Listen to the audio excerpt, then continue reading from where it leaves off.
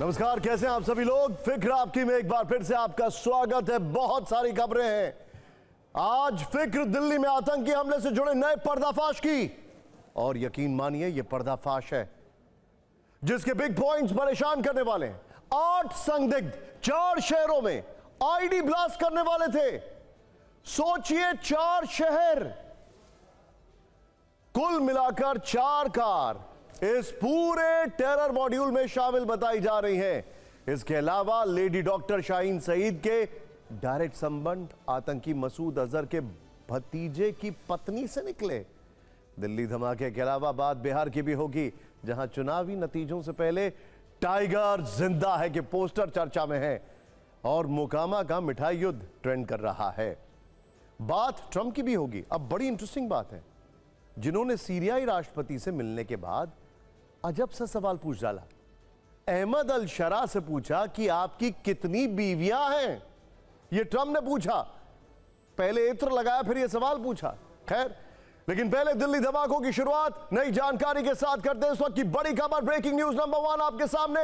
आतंकी डॉक्टर उमर नबी का मेवात कनेक्शन सामने आया। नू के फिरोजपुर झिरका में टोल प्लाजा से गुजरा था आतंकी उमर।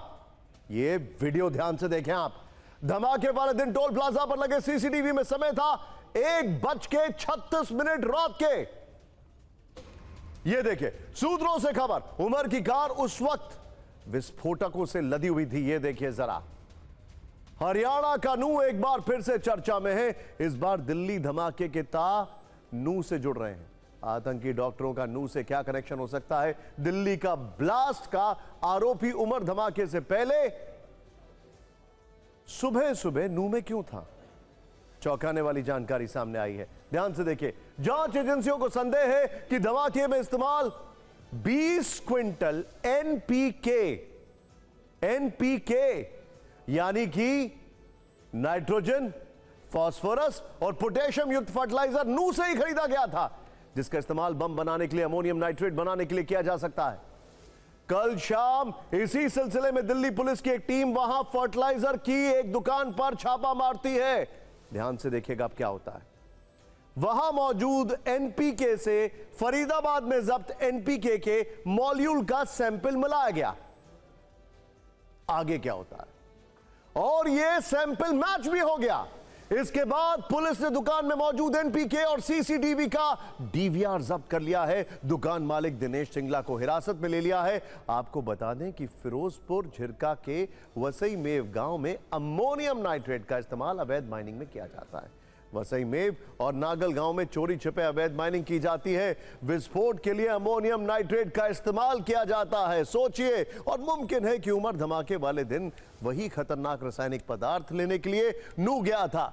इसके बाद वो 10 नवंबर को सुबह दूसरी बार बदरपुर बॉर्डर टोल पर दिल्ली में एंट्री करते दिखाई देता है। तब उमर ने मास्क लगाया हुआ था। वो बार बार कार के अंदर विस्फोटक से भरे बैग को भी देख रहा था। उसकी हरकतें ऐसी थी जैसे वो जानता है कि एजेंसियां उसका पीछा कर रही हैं, इसीलिए बार बार टोल पर लगे सीसीटीवी को देख रहा था। उस समय सुबह के 8:02 हो रहे थे। इसके बाद उमर की i20 कार सुबह 8:20 पर ओखला इंडस्ट्रियल एरिया के एक पेट्रोल पंप के सामने से गुजरती है। उमर इसके बाद 10 नवंबर को तीसरी बार कैनॉट प्लेस में दिखा था। आपको कैनॉट प्लेस का वो सीसीटीवी वीडियो भी दिखाते हैं। तब दोपहर 2:05 हुए थे। आप इस वीडियो में आउटर सर्किल में सड़क पर बीच में चलती उमर की ये i20 कार को ध्यान से देखिए। लेकिन यहां पर भीड़ नहीं थी, इसीलिए शायद धमाका नहीं किया गया। लेकिन सोचिए, कैनॉट प्लेस से संसद भवन की दूरी सिर्फ 3 किलोमीटर है। सोचिए, अगर उमर ने फिदाइन अटैक कैनॉट प्लेस में किया होता तो नुकसान कितना बड़े पैमाने पर हो सकता था, खासकर तब जब अगर यहां पर भीड़ होती या वो किसी लोकेशन के पास सा होता जहां पर भीड़ है। उमर यहां रुका नहीं।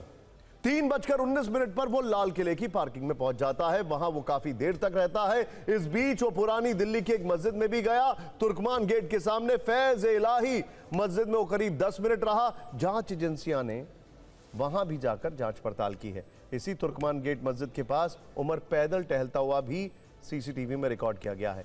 उस समय वो बगैर मास्क के था। यह है वो वीडियो। अब आपको उस मस्जिद से TV9 की रिपोर्ट दिखाते हैं, जो आतंकी उमर के वहां जाने की चर्चा में। डॉक्टर उमर फैज इलाही मस्जिद पहुंचा था और यहां पर 10 मिनट रुका था। वो तस्वीर को देखिए, वही वो मस्जिद यहां पर जो है, इसलिए दिल्ली पुलिस जांच करने भी पहुंच गई है कि वो ब्लास्ट से पहले इसी मस्जिद में नमाज अदा करने के लिए आया था।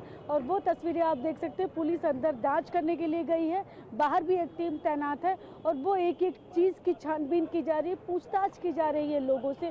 और इसी मस्जिद की पार्किंग है, तुर्कमान गेट के पास ये मस्जिद है और इसी मस्जिद की पार्किंग में करीब 40 मिनट तक वो रुका भी था। जांच एजेंसियों को आतंकी उमर के 50 CCTV फुटेज मिले, जो कि अलग अलग लोकेशन के।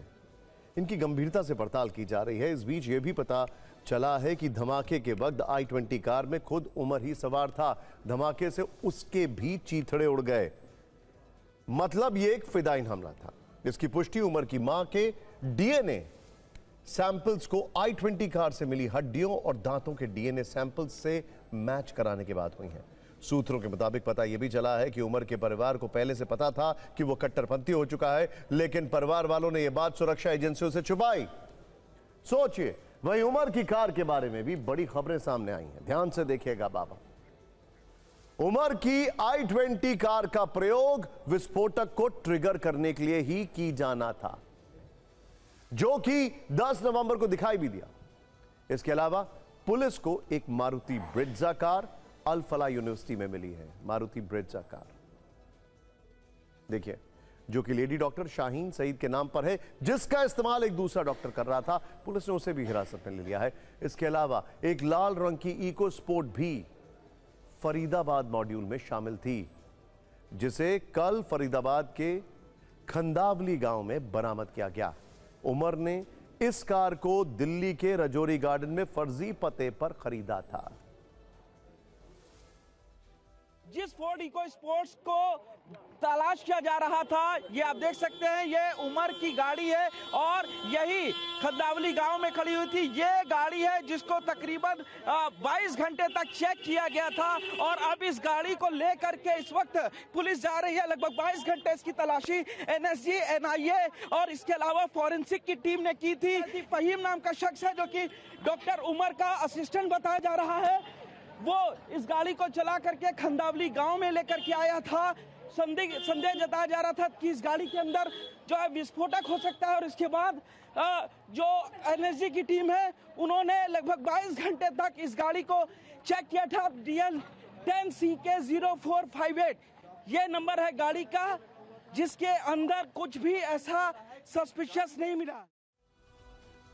फरीदाबाद मॉड्यूल में कुल मिलाकर 4 कारों का रोल हो सकता है। यह भी जानकारी है कि लगभग 8 संदिग्ध आतंकियों ने 4 जगहों पर सिलसिलेवार तरीके से विस्फोट करने की योजना बनाई।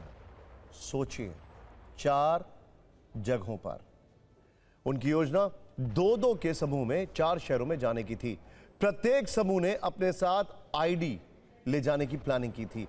तो क्या इन्हीं 4 कारों का इस्तेमाल ये 8 लोग 2-2 के बैचेस में करने वाले थे? इस पर्दाफाश से एक और बात साफ हो रही है कि चलती फिरती कार को बम बनाकर बड़ी तबाही करने की प्लानिंग थी और ऐसी योजना दुनिया के अलग अलग देशों में पहले हो चुकी है, जब कार को वेपन के तौर पर एज एन एक्सप्लोसिव इस्तेमाल किया गया।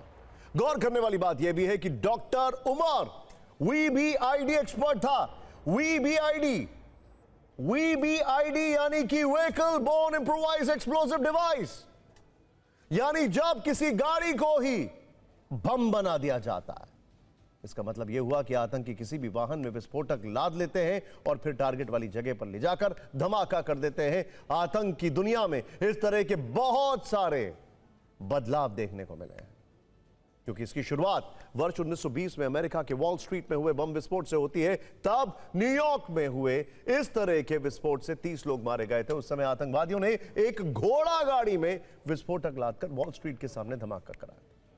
1947 से लेकर 1949 के बीच में इजरायली स्वतंत्रता संग्राम के समय कार और ट्रक को आत्मघाती हमलावरों के वाहन के तौर पर इस्तेमाल किया गया। वियतनाम युद्ध के समय आतंकियों पर हमले के लिए साइकिल, कार और ट्रकों में विस्फोटक लादकर धमाके किए गए थे। सबसे विनाशकारी मोड़ लेबनान के बेरूत में 1970 के दशक में आया, जब इजराइल की खुफिया एजेंसी मोसाद ने कार बम का इस्तेमाल प्रसिद्ध उपन्यासकार गसान कनफानी की हत्या करने के लिए किया। इसके बाद 1982 में लेबनान के टायर शहर में शिया हमलावरों ने इजराइल के प्रशासनिक भवन में बम से लदी कार से विस्फोट कर दिया। इस हमले में इजराइल के 76 सैन्यकर्मियों की मौत हो गई। 1990 के दशक में अलकायदा और आईएसआईएस जैसे आतंकी समूह ने दुनिया भर के कई देशों में इसी तरह के कार बम का इस्तेमाल अलग अलग हमलों में किया। 1995 में अमेरिका के ओक्लाहोमा में ट्रक में विस्फोटक लाद कर धमाका किया गया था, जिसमें 168 लोग मारे गए थे। और इसी तरह से इराक में वर्ष 2003 से लेकर वर्ष 2007 के बीच बड़े पैमाने पर कार बम विस्फोट किए गए थे। कार या किसी भी वाहन को बम बनाने की आतंकियों को योजना में दो बड़े फायदे होते हैं। पहला तो यह कि विस्फोटक ज्यादा मात्रा में लोड होता है, और दूसरा ऐसे धमाकों से जानहानि बड़े पैमाने पर होती है, क्योंकि जब आप एक नॉर्मल बम बनाते हैं तो उसमें आप नेल्स या स्प्लिंटर्स या ऐसी चीजें डालते हैं जिससे कि लोगों को नुकसान पहुंचे। जब कार का इस्तेमाल होता है तो कार के अपने पार्ट्स वो स्प्लिंटर्स वगैरह की जगह ले लेते हैं और ज्यादा बड़ा नुकसान करते हैं, और जितना कंप्रेशन होता है उतना ही बड़ा एक्सप्लोजन होता है, और हमले की जिम्मेदारी लेने वाले आतंकी संगठन की दहशत फिर ज्यादा ट्रेंड करने लगती है। इस लिहाज से देखें तो एजेंसियों की सतर्कता से बड़े हमले होने से इस देश में बचा लिया गया।